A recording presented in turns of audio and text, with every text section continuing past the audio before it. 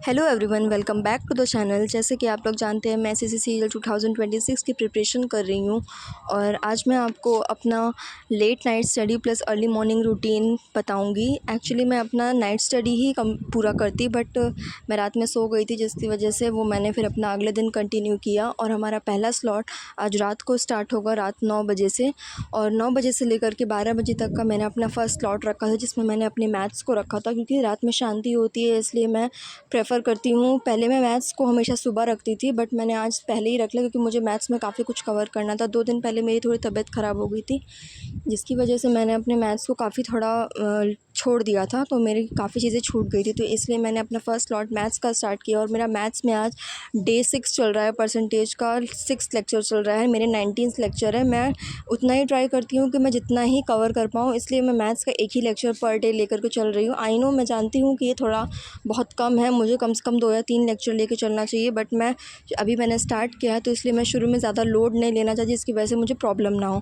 आपको भी मैं यही सजेस्ट करूँगी, जो बिगिनर्स हैं, कि वो हमेशा पहले फ़र्स्ट ही लेक्चर लेकर चले, ताकि उसके बाद अपना पढ़ा ले, जैसे जैसे आपकी कैलकुलेशन स्पीड तेज़ होती है। कैलकुलेशन स्पीड इसमें बहुत मैटर करती है, इसलिए हम अपनी हर चीज़ को लेकर के चलिएगा, और ये आपका बहुत ही प्रोडक्टिव होने वाला है, इसलिए अपनी वीडियो को लास्ट तक देखिएगा, आपको काफ़ी सारी चीज़ें जानने को मिलेंगी। और मैथ्स का आज मैंने परसेंटेज था, जिसमें मैंने AB रूल कंसेप्ट वगैरह किया। और मैं आपको एक चीज़ कहूँगी कि अगर अपने मैथ्स के साथ साथ अपनी कैलकुलेशन स्पीड को भी ध्यान में रख के चलें, क्योंकि एसएससी सिर्फ सवालों को उड़ाना जानता है। अगर आप एसएससी में सवालों को उड़ाना नहीं जान पाओगे, तो फिर आपसे आगे बहुत सारे बच्चे हैं, वो निकल जाएंगे। कंसेप्ट आपको भले ही आता हो, बट अगर आपको ये नहीं पता कि उस सवाल को देख करके कैसे सॉल्व करते हैं अपने दिमाग में, तो वो चीज़ आपको बहुत ज़्यादा प्रॉब्लम क्रिएट कर जाएगा। इसलिए इस चीज़ को ध्यान में लेकर चलना कि जैसे जैसे आप अपनी स्पीड को मेंटेन करते जाओगे, आप ये समझ जाना कि आप सिलेक्शन के उतने ही करीब हो। इसलिए अपनी हर चीज़ को, मैंने यही गलतियाँ की थी, मैं ये करती हूँ कि मैं सिर्फ कंसेप्ट पढ़ती जाती हूँ, बाकी चीज़ों पे ध्यान नहीं देती, जिसकी वजह से मुझे बहुत प्रॉब्लम होती है, और आज वही चीज़ मैं फ़ेस कर रही हूँ, वरना अब तक शायद मैं कोई और पोस्ट में सिलेक्शन ले चुकी होती। इसलिए इस चीज़ को बहुत ध्यान में रखना, ये मेरी मिस्टेक थी, जो मैं अब उस चीज़ को ठीक कर रही हूँ। मैं साथ ही साथ अपने मैथ्स में ऐसा मत करना कि आप पहले कंटेंट देख रहे हो, उसके बाद नोट्स बना रहे हो, ये चीज़ मत करना। ये बहुत गलत चीज़ है, जिसमें आपको बहुत सारा टाइम वेस्ट हो जाएगा। इसलिए मैं आपको पहले ही बोल रही हूँ कि आप अपने मैथ्स के साथ साथ, क्योंकि मैथ्स ही ऐसी चीज़ है जिसमें आप अपना जितना हो सके बिल्कुल सारी चीज़ें लिखने की ज़रूरत भी नहीं है। जो बहुत इंपॉर्टेंट है कि इस चीज़ से प्लस माइनस करने से अगर इतनी जल्दी आंसर आ रहा है, तो ये आपको बहुत मेहनत करेगी, ठीक है ना, बहुत आपको फ़ायदा देगी। और सर ज़्यादातर ये चीज़ें बताते हैं, और मैं अभी ऑनलाइन अभी पढ़ रही हूँ, और 2 दिन से मैं क्लास भी नहीं गई थी। मेरा टेस्ट वगैरह भी काफ़ी छूट गए हैं। इस चीज़ का ध्यान रखना कि इसको ऐसी जगह कवर करना, और आपको इससे बहुत बेनिफिट मिलेगा। तो चलो, मैं अपना ये स्लॉट स्टार्ट करती हूँ, और ये स्लॉट मेरा 3 घंटे का होने वाला है, 3 से 4 घंटे, जिसमें मैं अपनी सारी मैथ्स को कवर करूँगी। चलो देखते हैं।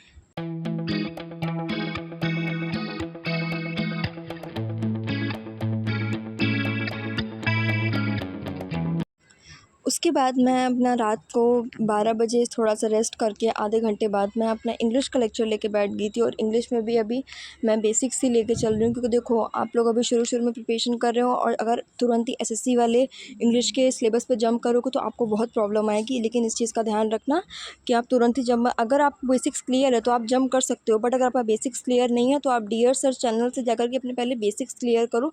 वो आपको A to Z बताते हैं। वो वर्ब में main verb, helping verb, auxiliary verb, ये सब चीज़ें नहीं पता होती हैं आपको। वर्ब की first form, third form, second form, ये सब चीज़ें ना बहुत इंपॉर्टेंट होती हैं, और यही सब चीज़ें वो नहीं बताते हैं एसएससी वाले, क्योंकि मैंने भी ये चीज़ नोटिस की है, तभी मुझे इतना टाइम लग रहा था, और इसीलिए मुझे इंग्लिश समझ भी नहीं आती, क्योंकि मुझे ये सब चीज़ें पता ही नहीं थी। इसलिए मैं आपको एक चीज़ बोल रही हूँ कि इस चीज़ों को बहुत ध्यान में लेकर चलना, और ये वाला लेक्चर ख़त्म करके चलो हम मिलते हैं आपसे नेक्स्ट स्लॉट में।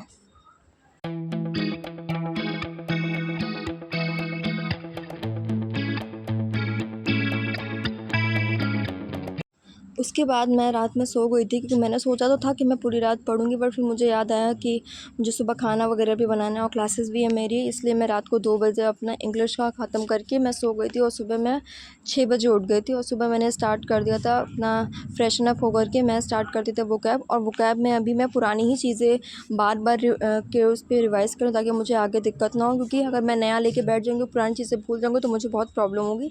इसलिए मैंने सुबह अपना 1 घंटे वोकैब में जितनी भी मैंने पुरानी पुरानी चीज़ें सारी पढ़ी थी। जितना आप रिवाइज़ करते रहोगे वोकैब में, उतना ही आपको ईज़ी रहेगा और ये आपको बहुत फ़ायदा देगा। वरना अगर आप एग्ज़ाम में ऐसा आपने रिवाइज़ नहीं किया, आप सिर्फ आगे आगे बढ़ते जाओगे, तो ये चीज़ आपको बहुत ज़्यादा दिक्कत देगी। उसके बाद मैं अपना पॉलिटी का लेक्चर लेके बैठ गई थी। आपको सुबह सुबह क्या सही लगता है, आप वो लेकर बैठो। और हाँ, एक चीज़ का ध्यान रखना कि पॉलिटी में तुरंत बहुत सारी चीज़ें वगैरह लिखने की ज़रूरत नहीं है। आप बहुत मैक्रो नोट्स बनाओ। आपको वो जो भी टॉपिक पढ़ना है, मतलब कि हर टॉपिक पर टॉपिक वो एक पेज का नोट्स ही रखो। बहुत इंपॉर्टेंट चीज़ें रखो। अगर हर चीज़ लिखने लगोगे तो फिर आपको बहुत दिक्कत होगी। इसलिए अपने चीज़ का ध्यान रखना। और ज़्यादा से ज़्यादा ज़रूरी होगी तो अपने सबसे पहले एक टॉपिक को पढ़ने के पहले आप उसके पीवाईक्यूज़ देख सकते हो कि उस टॉपिक के रिलेटेड एग्ज़ाम में कितने क्वेश्चंस आए हैं और कितने नहीं आए हैं, ताकि उस हिसाब से आपको पता चलेगा कि टॉपिक आपके लिए कितना इंपॉर्टेंट है और कितना नहीं इंपॉर्टेंट है। इसलिए आप हर चीज़ को देख करके चलना, वरना आपको पता चले पॉलिटी में ज़्यादा क्वेश्चंस आते नहीं हैं। ये मुश्किल से 1 या 2 क्वेश्चंस आते हैं, वो भी ज़्यादातर आर्टिकल के रिलेटेड होते हैं। बट हाँ, ऐसा नहीं है, ज़रूरी नहीं है कि आर्टिकल से इस बार क्वेश्चंस आए, कुछ भी हो सकता है। इसलिए आप हर चीज़ को लेकर के चलना, तो आपको आगे दिक्कत नहीं होगी। और हाँ, अपने नोट्स वगैरह इतने ज़्यादा मत बना देना कि आपको बाद में पढ़ने में प्रॉब्लम हो। इस चीज़ का बहुत ध्यान रखना ताकि आपको दिक्कत ना हो। और मैं भी बहुत ऐसे ही लेकर चलूँ, जिसमें मैंने अभी एक लेक्चर वीडियो डाला भी है और उसमें पॉलिटी की स्पेलिंग गलत होगी, उस चीज़ के लिए मैं आपसे सॉरी बोलती हूँ।